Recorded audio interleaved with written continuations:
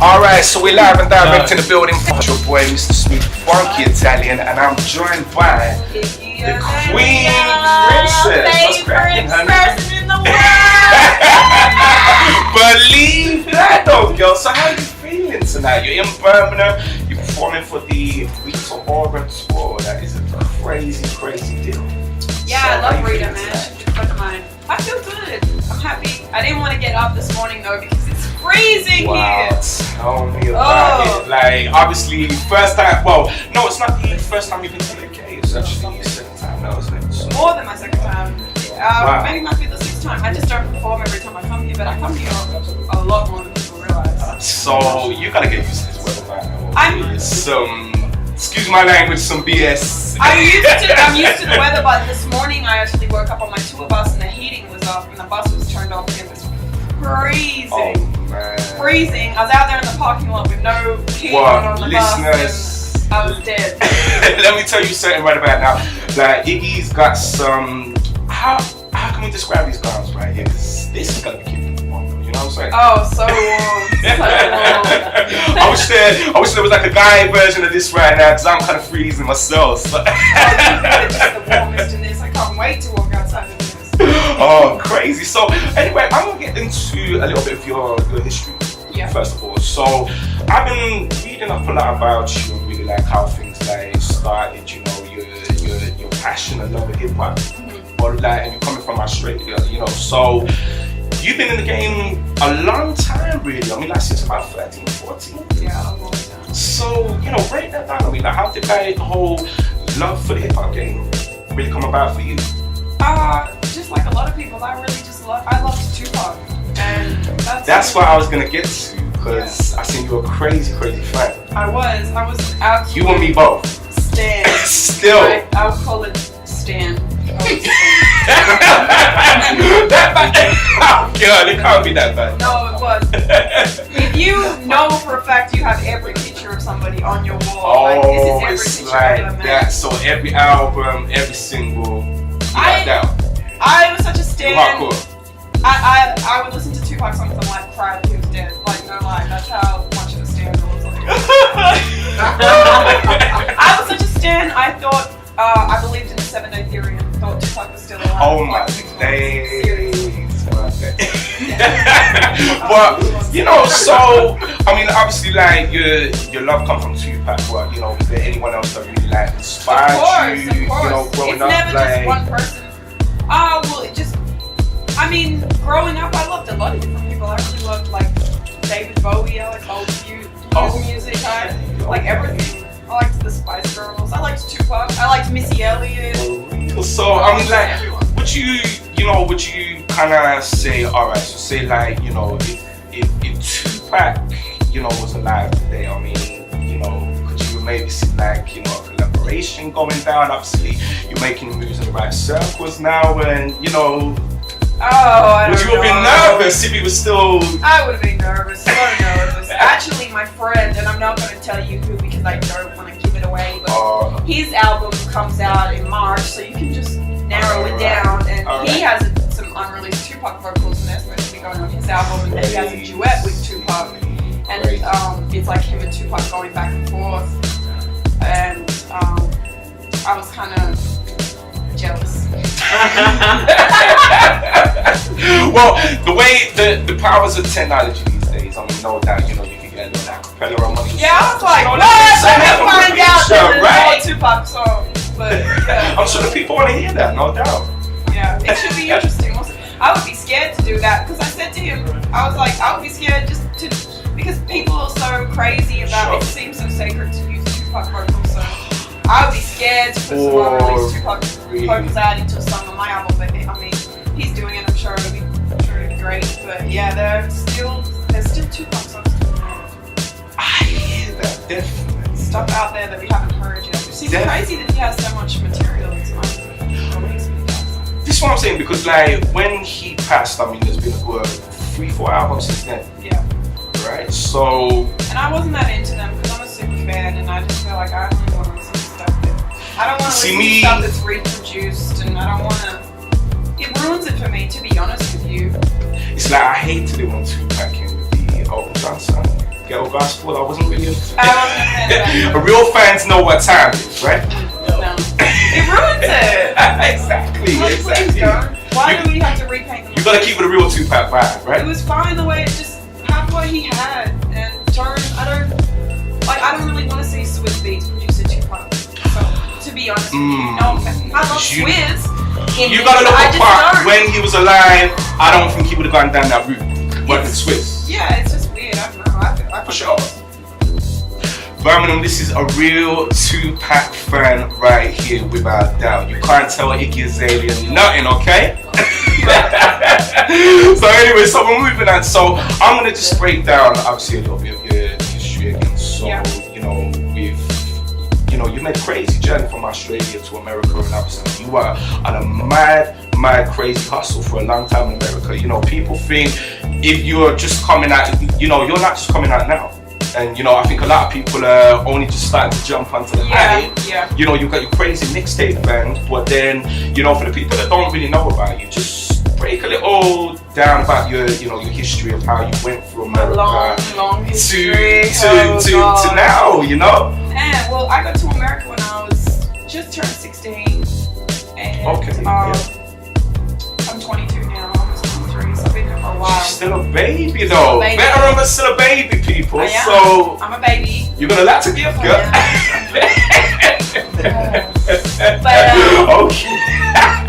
Okay. But I moved to Miami actually by myself, and I lived there for about a year. I mean, that was nerve-wracking, the whole change of scenery, It was a change, but it was welcome. It was definitely a welcome change because the fear of everything you have going on was kind of just overridden by the fact that I was just so happy that there were other people that were fans and interested in the same, sharing the same things that I liked. So I was having a great time. Of course, you have your struggles and stuff, but I think you sacrifice certain things for what you think is number one important, and it was always worth it to me.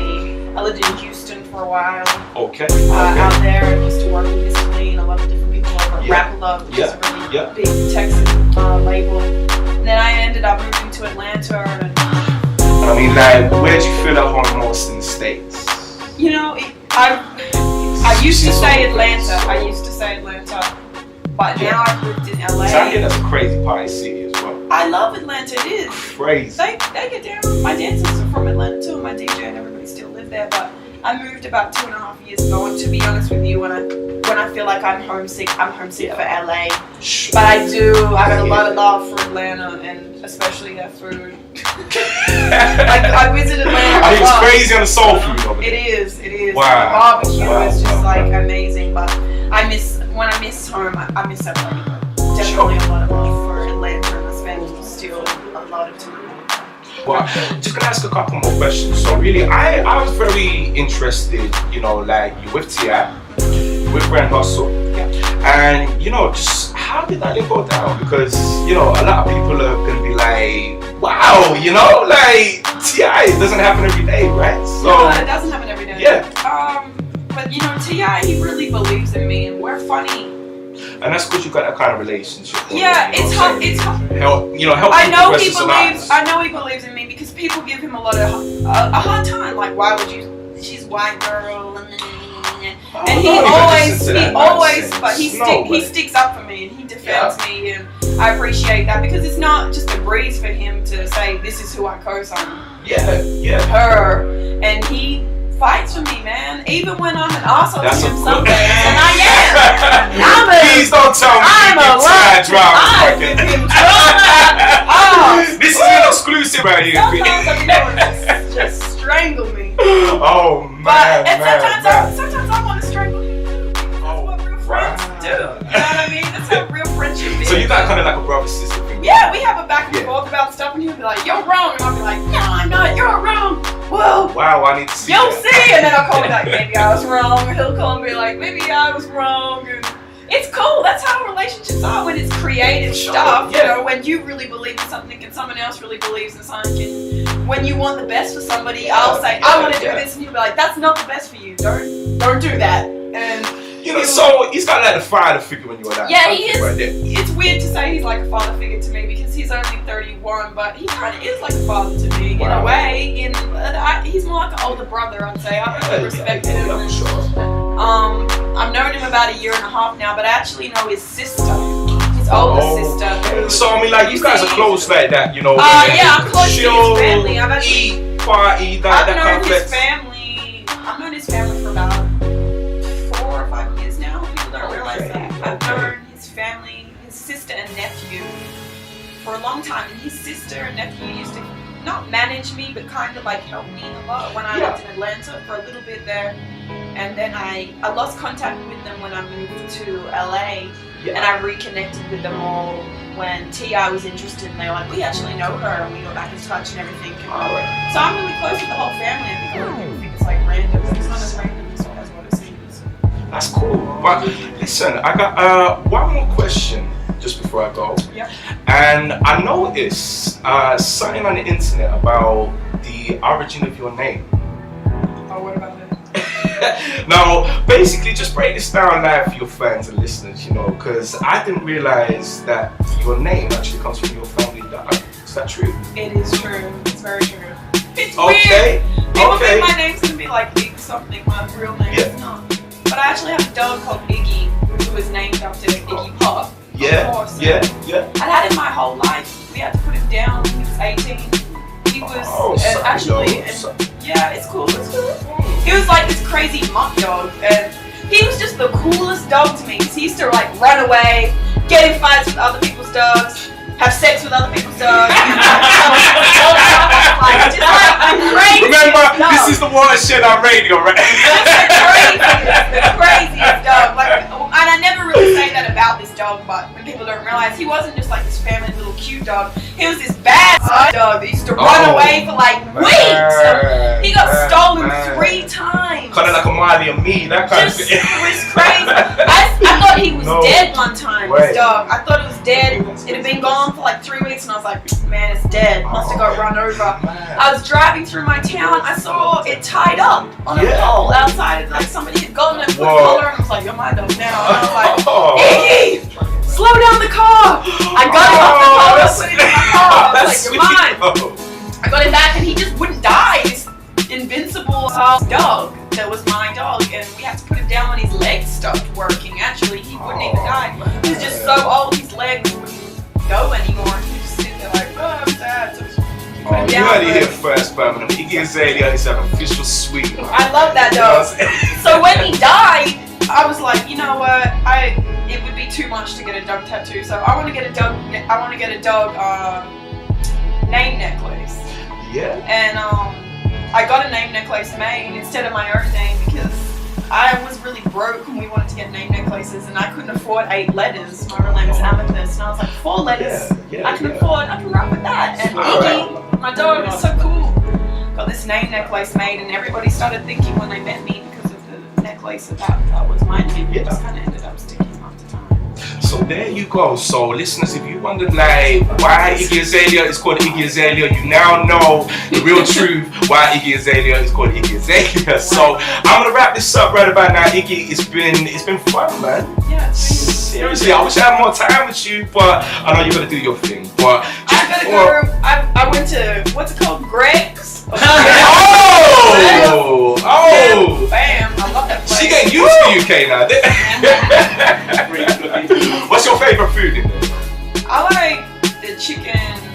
What are they called? Pasties. Pasties. Yeah. So you don't get them out there.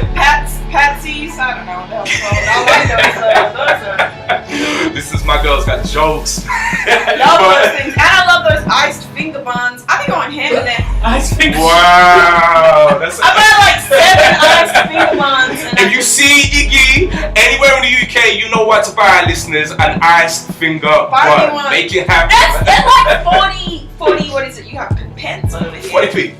You can buy the whole That's for not like an £10. I love that. I've got a bag of it right. Get ready for the bus.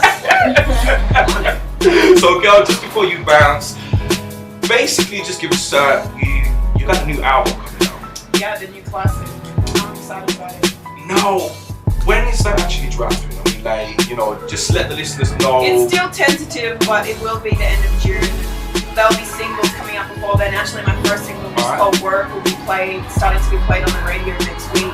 And the video should be out the first week of March. So that's when you'll really start to see things, you know, coming out for the album in preparation for it. And you can kind of keep the timeline from there, I hope. People, look out for that. Go cop that. Iggy Azalea is doing big things in 2013. Just before you go, girl, tell me your Twitter, your Facebook. I want you to get everything out there so they can go follow you, they can go check you.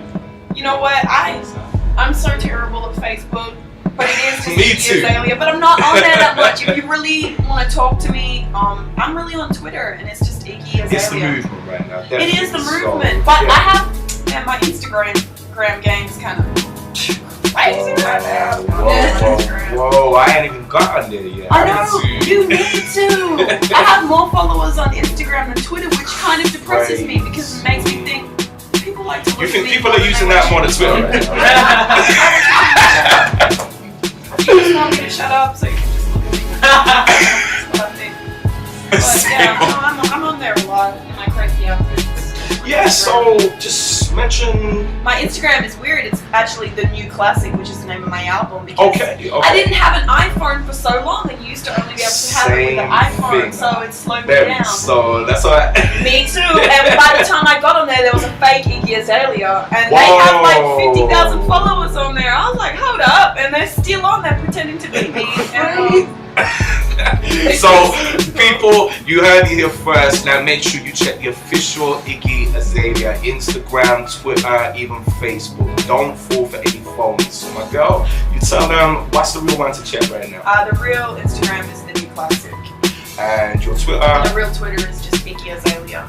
Twitter's good, it's verified. Instagram needs to start verifying people. That I agree. Because you don't know who you're talking to. You don't know. Right. So most of the time. Even when they're in front of your face, you don't know people. Alright, Iggy Azalea, it's been absolute. It's been a pleasure, man. Yeah, Seriously, you too. You made me smile. You too. I have enjoyed this. That's cool.